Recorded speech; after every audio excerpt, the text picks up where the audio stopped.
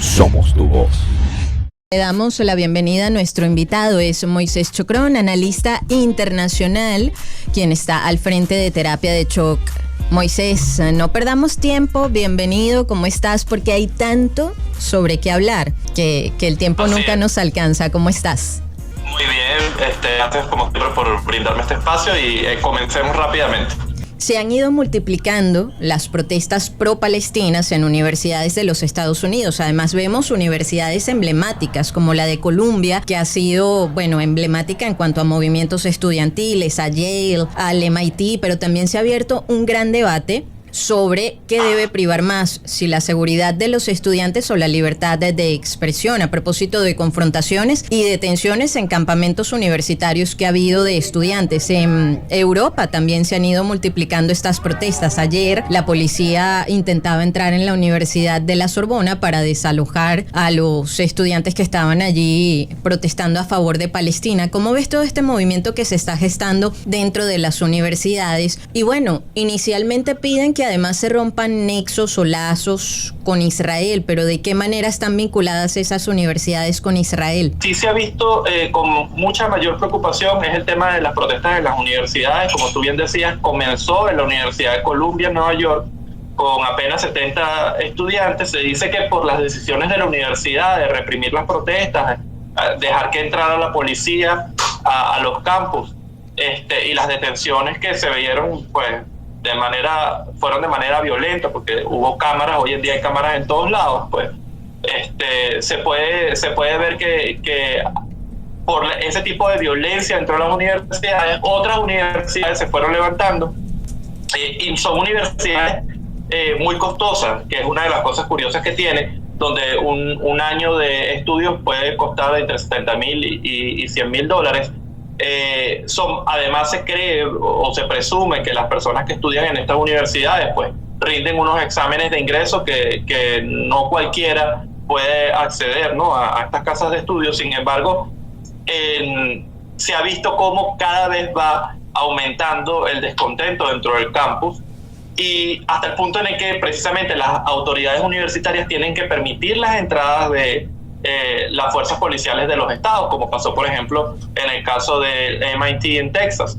Ahora, ¿qué piden específicamente los estudiantes? Bueno, primero transparencia, para saber cuáles son los nexos, precisamente lo que tú mencionabas, cuáles son los nexos entre las universidades y algunas empresas israelíes. ¿Cuál pueden ser esos nexos? Recordemos que las universidades, a pesar de lo que ocurre en nuestros países en Latinoamérica, las universidades no son simplemente instituciones para obtener grados y títulos. Las universidades son generadoras de conocimiento y tecnología. Entonces, sobre todo en universidades grandes como estas, hay proyectos de investigación y desarrollo de tecnología que se relacionan muchas veces con empresas en el mundo. Es decir, las empresas pagan o designan parte de su presupuesto en investigación para estas líneas de investigación que funcionan dentro de universidades. No siempre las empresas lo que quiero decir es, no siempre estas empresas, cuando tienen temas tecnológicos, las ejecutan ellos mismos, sino que tercerizan ese servicio.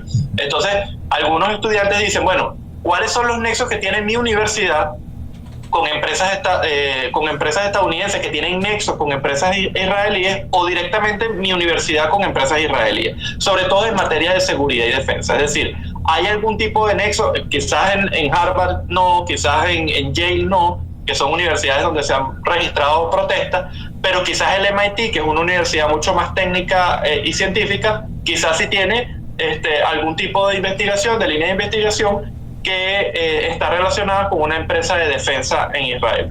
Entonces, lo primero que están solicitando los estudiantes es saber, por eso dicen transparencia, ¿no? Saber en qué temas están relacionados, en qué líneas de investigación o qué temas de financiamiento tienen estas universidades con empresas israelíes.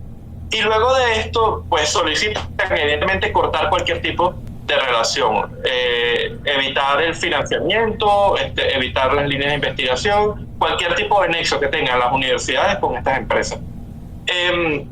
Ya se registran que más de 60 universidades dentro de los Estados Unidos han ocurrido protestas. Como les digo, comenzó la Universidad de Nueva York en Columbia, Y aquí dentro de la Florida, en la Universidad de la Florida precisamente, se han registrado protestas. Sin embargo, pues aquí les puedo dar la seguridad que en el lugar donde me encuentro en este momento, que la universidad más cercana también es una universidad muy famosa dentro de la Florida.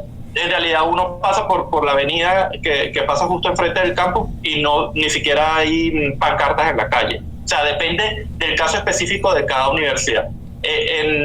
Pareciera que en la costa, o sea, los lugares que más se han visto afectados es la costa este de los Estados Unidos y sobre todo hacia el norte. Universidades como Harvard, Yale, Columbia y George Washington. Bueno. Moisés, ya para concluir, están escuchando, amigos oyentes, a Moisés Chocrón, analista internacional, viendo cómo las autoridades pueden entrar en los campus, cómo se maneja el tema de la autonomía universitaria que nosotros conocemos en Venezuela afuera, si es que existe. Y a propósito de Israel, te voy a hacer una pregunta, a ver si podemos ser lo más breves posibles, porque bueno, te escuchaba, me acordaba además de tu experiencia como funcionario de la Armada, y a propósito de todo este conflicto entre Israel y Palestina, lo que está ocurriendo en la Franja de Gaza, mejor dicho, entre Israel y Hamás, más bien, el conflicto. ¿Cómo ves el tema del uso de la inteligencia artificial por parte del ejército israelí? Porque ha sido un tema que ha generado muchísima polémica. ¿Cómo una computadora, equipo, inteligencia artificial, o sea, no un ser humano, decide cuál es ese objetivo al que hay que atacar y ataca? ¿Cómo ves ese tema del uso de la inteligencia artificial en este conflicto entre Israel y Hamás? Sí, precisamente una de las cosas, bueno, de lo que mencionas al principio, es que digamos que el tema de la autonomía universitaria sí existe dentro de los Estados Unidos, pero hay ciertos temas en los que excede las fuerzas internas de seguridad de estas universidades y por eso las autoridades universitarias pueden solicitar la intervención de las policías o las policías pueden hablar con las autoridades universitarias y decirles, mira, hay un tema de seguridad ciudadana, seguridad pública, por ejemplo, por poner un ejemplo que no es lo que está ocurriendo en este momento, si hubiese una amenaza de bomba en alguna de esas universidades, pues ese tema de seguridad no lo puede atender la universidad propiamente con sus fuerzas de seguridad, sino que tiene que solicitar a un escuadrón antibombas que viene de la policía. Ahora, en este caso de protestas, ¿puede la universidad encargarse de las protestas? Sí, efectivamente, cuando las protestas son pacíficas. Pero cuando ocurren barricadas, cuando empiezan a destruir parte de la infraestructura de la universidad, cuando la protesta se torna violenta, entre las autoridades se ven rebasadas y tienen que solicitar el apoyo de las policías locales, ¿no? Como ocurrió, por ejemplo, en el último caso en Texas. Ahora, el tema precisamente creo que lo conversábamos la semana pasada porque estábamos hablando lo puse en uno de mis reels, por cierto, me pueden seguir en @chocterapia, era por eso que lo recordaba, que había habido unas protestas dentro de Google, la empresa sí. De tecnología que conocemos de los Estados Unidos, pues, porque había vendido un software de inteligencia artificial a Israel. A pesar de que estas protestas, de hecho, creo que la cantidad de despedidos ya ascendía a más de 50 en este último mes, de 50 empleados que fueron despedidos por protestar contra Google, fue porque no se sabía si este software que se le estaba vendiendo a Israel iba o no a ser utilizado en sistemas de armas. Precisamente, aunque Google se defendió y dijo, bueno, no, esto no, en realidad este software en particular que se le está vendiendo a Israel no tiene ningún uso militar, es de uso civil. Pero evidentemente existe todavía la pregunta, ¿no? Cómo, a pesar de que la inteligencia artificial es una herramienta relativamente reciente, muy joven, ¿cómo se le da la responsabilidad de manejar sistemas de armas? Hemos visto, y esto no es nada nuevo, que los seres humanos cometemos errores al calor, pues, de la toma de decisiones en una guerra, y esto sobre todo se vio gracias precisamente el trabajo de Julian Assange, cuando sacó a la opinión pública ciertos videos de la guerra, sobre todo de Afganistán y de Irak, y de cómo se habían tomado decisiones en estos videos, porque se escucha incluso el audio del operador de los drones, cómo se habían tomado decisiones que sin conocer exactamente a quién se les estaba disparando y enviando un misil, pues tomaban la decisión, y a veces eran personas que no tenían relación con ningún tipo de actividad terrorista, a veces eran niños.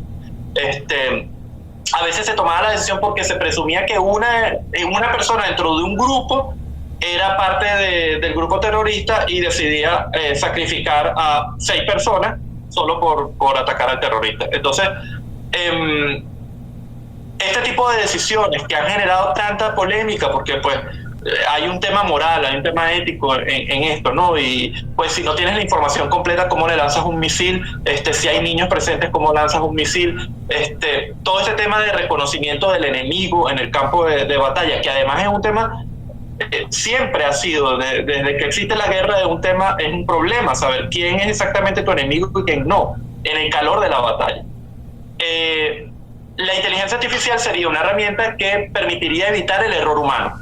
Es decir, el reconocimiento facial, el reconocimiento de los movimientos, porque hoy en día se puede hacer incluso con los movimientos, la forma de caminar, permitiría conocer con mayor certeza si se trata de un militante de un grupo terrorista o se trata de cualquier persona, un civil caminando por la calle.